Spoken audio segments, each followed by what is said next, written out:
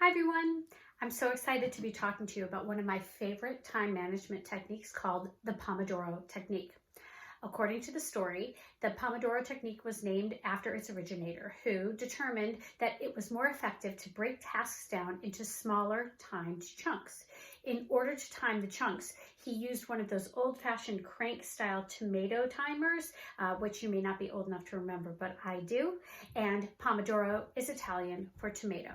So he called the technique the Pomodoro Technique. Here's how it works. First, pick your task and get set up. I recommend picking a task that can either be fully completed in 20 minutes or will require a series of 20-minute chunks. If it's shorter than 20 minutes, you may not need to use the timer, and if it's a multi-day project, this might be too segmented. You also should remember that this is something that would benefit from your focus. It could be cleaning out your email inbox. That still benefits from your focus. It doesn't necessarily have to be deep work, although the Pomodoro Technique can really help if you are trying to create the space for deep work. Once you've picked your task, you need to get set up. That includes removing distractions. I think we all know by now that means turning off your phone, turning off your email notifications, closing your door, maybe putting the dogs out of the office. Also, get all of your needed items together. If there's something you're going to need to complete the task, you should not be spending any of your chunked time collecting your materials. The chunked time is exclusively for doing the work.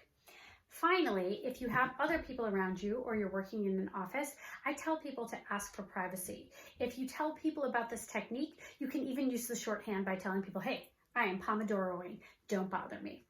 Once you've got step one completed, it's time to set your timer and get going. Click the timer and immediately start working. Do not pass go, do not collect $200, absolutely just dig in. Once you've really been working on this technique for a while, you will find the excitement starts to build when you click that start button. Once the timer goes off after about 20 minutes, take a 5-minute break. Walk away from your work area, walk away from the task, do whatever you need to do to give yourself a mental break and allow yourself that little bit of space. This not only allows our brain to not get too fatigued, but it can often build a little bit of anticipation about you returning to the task.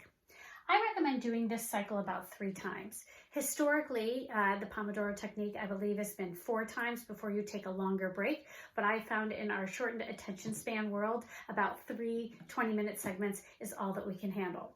After you've done that, you're going to take a longer break. People recommend taking a break as long as the Pomodoro is. So if you're doing 20-minute chunks, then take a 20-minute break after you've completed your 3 cycles. You can repeat this technique over and over again, or you can do it 1 time a day. I often set my mornings as my Pomodoro time if I don't have other meetings. I'll say, okay, Alana, you have 1 hour and 15 minutes. You can crank out 3 Pomodoros in there. What are you going to work on today? Then I get excited about this chunk of time that I've set aside for myself, and it increases my productivity tremendously. I hope that you give the Pomodoro Technique a try, and if you do, let me know how it goes.